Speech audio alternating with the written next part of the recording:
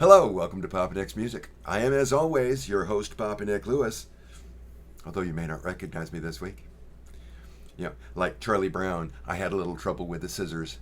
I had a trimming accident earlier in the week, so I apologize. I'm going to be grizzly for the next few videos. But this week, apart from that tragedy, this week I've been thinking about time. When I was a graduate student working on my master's degree at Sam Houston State University in Huntsville, Texas. Go Bearcats. That always cracked me up. Anyway, I digress. When I was a graduate student, I worked as a teaching assistant and did that for 2 years. The first year, all of us teaching assistants shared a bullpen office. It was a classroom that had been repurposed into an office. But for my second year, the building that we had been in, the building that we had inhabited, was being renovated. So we were moved to another building. And this building that we were moved to had plenty of office space. And so each of us graduate assistants ended up with our own office, which was just lovely. My office was prime real estate because as you came up the stairs at that end of the hall, or at that end of the building, and you turned down the hall, mine was the first door on the right. And because I knew it was prime real estate, I wanted to entertain people. And so I had taped a bunch of different things, comic strips and, little jokes and stuff all over my door so that people would have something to read while they were on their way to class or waiting for a class to start or whatever. It was the mid-'80s version of posting memes on social media. And one of the things that I had posted on my door for a while, I had a quote a day calendar. Little box calendars, you put them on your desk and you rip every day off, and maybe it's a puzzle a day or a comic strip a day, whatever. This one was a quote a day. And I kept the quotations that I thought were particularly pithy and would post them up on my door. And one of the quotations that I posted was Evelyn Waugh's classic, "Punctuality is the virtue of the bored." And I love that quotation because it speaks to me on a cellular level. I am perpetually late. I'm one of those guys. I'm one of those people. You tell me to be there at 8, and I will be there sometime between 8:15 and 8:30. and I will act as if I'm there on time, just because. And so I had a visceral reaction to that quotation. So yeah, I stuck it up on my door. And I had friends and colleagues who had a different visceral reaction to that. I had one in particular who, I had a fractious relationship with this person. Oh, let's call her Lisa, because that was her name.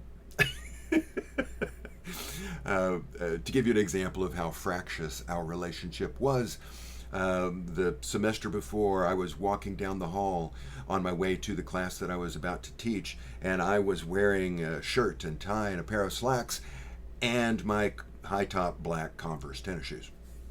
And Lisa was passing me in the hall, and she looked down and she saw my shoes, and she said, "Oh, Nick, poor Nick, he can't afford real shoes." And went on to her whatever the hell she was doing. And she was right. I mean, I couldn't at that time afford a second pair of shoes. I wore those black Converse to everything. If I had been going to a funeral, I had the suit, but that was the only pair of shoes that I had. So we had that kind of relationship. There was a certain amount of friction in our interactions because she was the kind of person who would think while she was talking, and I am not. I plan out what I'm going to say before I say it. I do not open my mouth until I know what it is I want to communicate. And so we were oil and water. And she walked by my door and saw the Evelyn Waugh quotation on my office door, and she stopped and she said, she harumphed at me and tried to give her version of the quotation, which was just, going through and replacing the words with, tardiness is the sin of the selfish, I think is what she came up with. It didn't really stick. It didn't really register. I have to reconstruct it every time because, and I mean no disrespect toward Lisa when I say this, but she was not a a rhetorical genius along the lines of Evelyn Waugh. Okay? But that stuck with me, as it has, every time I come across that, it sticks with me. And I've come across it a lot. This idea that if one is tardy, that is evidence that one values one's time more than others. If I am tardy, it's because I'm selfish. And no, that is not true. I am not tardy because I am selfish. I am not tardy because I value my own time more than other people's time. I am tardy because I don't value time at all. I don't value time, just end of conversation, full stop, period, right? Full stop and period. Hey, I'm international, speaking to my British and my American English speakers. I now realize, with the benefit of 60 plus years of life and access to mental health diagnosticians that I did not have in my youth, I know now that I am time blind. I do not perceive duration the way normal people do. I will occasionally, my entire life, my entire professional life, I've worked in some form or fashion in education, training, either as a teacher or as an administrator. Every job I've had has been in some way affiliated with education. For the last 15 years or so of my life, I have worked I'm self-employed as a private tutor. And I will occasionally have a meeting with a student scheduled. Back pre-COVID, I would show up and knock on the door. Now I launch Zoom and I start the meeting, and nobody shows. I'm just standing there knocking on the door for 10 minutes or so, or sitting here at my desk for 10 minutes or so, waiting, and nobody comes. Okay, well, that's a no-show. And back in the old days, I would get in my car and drive to my next appointment. Nowadays, I end the meeting and I wait for the next scheduled one. And I will occasionally have parents after that who will say to me, "Oh, we're so sorry. We meant to tell you we were on vacation last week. We forgot to tell you. And I'm so, here, let me pay you. Your time is valuable." And every time they offer that, I say no. Two reasons. A, I love that. I don't, the subtle visual humor. A, I don't accept payment for work that I haven't done. And B, my time is not valuable. It's my expertise that is valuable. No one's time is valuable to me because I'm time blind. So, no, my tardiness is not an indicator that I value my own time. No. I understand that punctuality is important to most people. I understand that punctuality is especially important when money is changing hands. For example, if I have a gig, I am being paid to perform. If the gig starts at 6 o'clock, I know I've got to be there an hour before the gig. And because I reside in the greater San Antonio area, I know roughly how long it's going to take me to get there. But here's the thing.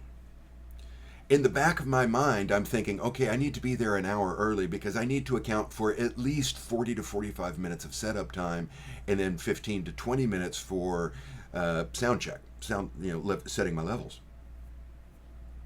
But in the back of my mind, I'm thinking, no, my rig is really simple. I can set it up in about 15 minutes and I can check the time. I can check the levels, like in 2 minutes. I mean, that's virtually no time at all.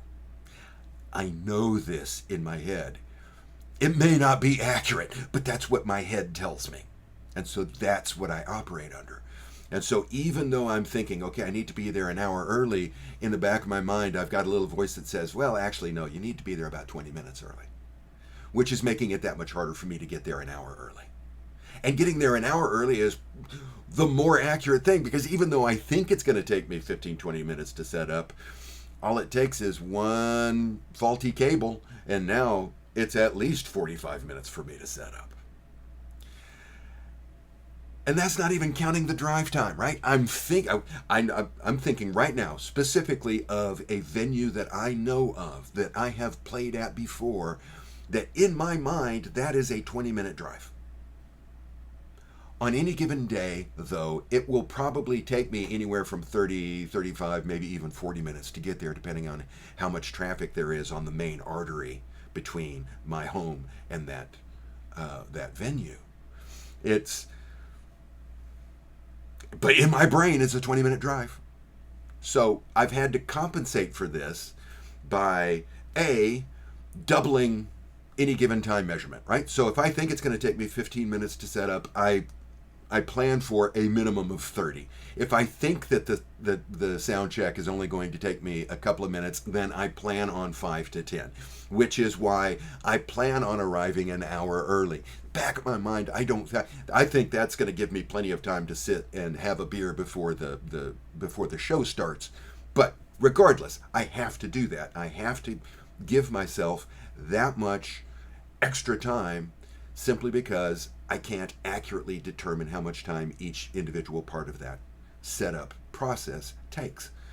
I assume that it's going to be a 20-minute drive, so I have to give myself double that, just because the fact that in my head it's a 20-minute drive means virtually nothing. So I give myself these goals. I try to adapt the way I see time, or the lack of my ability to see time, for this situation. And most of the time it works. Every once in a while it doesn't. The only time I'm ever stressed when I'm performing is if I am doing my sound check. If the gig starts at 6 o'clock and it's like 2 minutes until it's 5:58 when I'm finally able to get everything up and running and start. I don't really have a sound check. I've checked to make sure that all the equipment is running. I've tuned my guitar, and then I unmute and bam, right into my first song. And when that happens, you will tell. You will know, in part because you've been watching me do it, but also because I'm sweating and my hands are shaking. The only time I ever get nervous when I'm playing is if I get a late start. And getting a late start is always a possibility, because I cannot accurately estimate how long the individual steps are going to be. So I have to deliberately way overshoot, right? I have to get there like insanely early. I have to plan on getting there insanely early, just so that I will get there early enough that I won't be rushed. And it's not because I value my time. It's not because I would rather sit here in the house and twiddle my thumbs than actually get out and interact with the human beings. Okay, yes, I would rather do that. But if I'm going to a gig, right? Okay, I know this scenario I've just been talking about. The gig starts at 6, so I want to be there at 5. I think it's a 20-minute drive, so I give myself 40 minutes to get there. That means I want to leave my house at 4:20. Okay? I'm ready. From about 3 o'clock on, I have kept one eye on a clock, because I can't let my attention wander, because if my attention wanders, bam, there's an hour, just fucking evaporates. So I'm sitting there and I'm watching that clock, and I'm watching that clock, and I'm watching that clock. It's 4:15. I think to myself, okay, everything's loaded, I'm ready to go. I'm going to take one pee break and then I'm gone. And I take my one pee break and I get in my car and I start it up, and I'm backing out of my driveway, and I look, my peripheral vision, I see the clock on the dash that tells me it's already 4:35. And I think to myself, how in God's name did that happen? It was 4:15, I took a pee break, and now it's 20 fucking minutes later. Are you kidding me? And that's because I didn't just take a pee break. I also, I had to make sure that my hair was in place. There's a good 20 seconds right there. What? Oh yeah, I refill my water bottle, and oh yeah, I do this, and oh yeah, I do that, and a thousand things, and I'm not even aware of doing them, much less having an awareness of how much time each of these individual actions is taking. Because in my head, all of this is taking a pee break, which in no way can possibly last 5 minutes, much less 20. But I do this all the time. Hell for me is having an afternoon appointment, like a doctor's appointment at 3 o'clock, because that means from noon on, I am doing nothing but watching a clock so that I won't be late. Today's video is a good example. Normally, I record on Wednesday, edit on Thursday, and post on Friday. Sometimes, if it's a particularly complicated video with lots of pop-ups or a lot of title cards, that kind of stuff. If it's something fairly straightforward, then I can record on Thursday and edit and post on Friday. Either way, most weeks I'm posting my videos sometime between 10 a.m. and 1 p.m., right? That neighborhood. Central Standard Time, or Central Daylight Time. Today, I am recording on Friday. It's according to the clock I see on my computer monitor right now. It's 2:15, which God only knows when I'll actually get this thing posted. I hope I'll get it posted before 5 o'clock, but we'll see. I don't think there's a whole lot of editing involved. And it's just because this week I've lost track of time. I had a plan in mind of what video I was going to work on this week, when I was going to record it and everything. When I woke up this morning and realized it was Friday and realized I hadn't done any of that work, I knew I couldn't get my originally planned video done in time, and so I thought, okay, well, I'll just skip the week. Then I thought, no, this is an opportunity for me to get on a soapbox. Every once in a while I post a video where I complain about somebody. The most popular video that I have ever posted, hands down, is a video in which I criticized Ken Tamplin. I have had a handful of videos in which I have criticized Rick Beato. And every time I do one of these, and I don't do them often, and there's a reason I don't do them often, but for every one of those videos, there is a goodly number of commenters. There are a goodly number of commenters who show up to compare my subscriber total with Beato's or Tamplin's, to compare my viewership statistics with Beato or Tamplin, and to accuse me of posting these videos, just riding on their coattails, trying to make a name for myself by belittling my betters, which is bullshit. It's to me, it's obvious bullshit. I do not have a level of viewership on this channel that allows me to monetize my videos. I am not a professional YouTuber. I do this because I enjoy it. I do this because I like having the conversation. And the conversation is monopolized because I'm doing all the talking here. But I'm eagerly awaiting comments because I always enjoy having these conversations. But mostly I do this because this YouTube posting schedule that I've gotten myself into, where I record a video during the week and I post on Friday, and I record during the week and I post on Friday, is the single most consistent deadline, self-imposed deadline, that I've actually been able to meet. I've missed a few, sometimes because I've known that I was going to miss them because I was going to be on vacation or something. It's happened a couple of times where I've missed simply because I didn't have anything to talk about that week and lost track of time. I didn't want to do that this week. And it gave me an opportunity to talk about time blindness. It gave me an opportunity to at least suggest to somebody, if only one of you watching this video, and the statistics will tell me that there's only going to be like 25 people that watch this video. So 25 people watch this video. If one of the 25 of you will stop for a moment the next time you have a friend who has said, yes, I will be there at 8, and they don't show up until 8:30, don't assume that they're being selfish. Don't assume that they're being scatterbrained. They may be selfish and scatterbrained. They may also simply lack the ability to perceive time the same way that you do. Moral of the story here, cut your tardy friends some slack. We don't all perceive things the same way. And that's what I've been thinking about this week, or at least that's what I've been thinking about today. What do you think? Have you any experience with time blindness? Are you time blind? Do you have friends, family members who are time blind? Do you think I'm just full of shit rationalizing because I'm selfish? Spent a good part of my adult life telling myself that, so I certainly understand why you would think it. Whatever. Drop that comment down below. I always love hearing from you. If you enjoyed today's video, I'd appreciate it if you would click the like button. And while you're down there clicking, if you haven't already done so, I'd appreciate it if you would click the subscribe button. It costs you nothing, but it means the world to me. I very much appreciate it.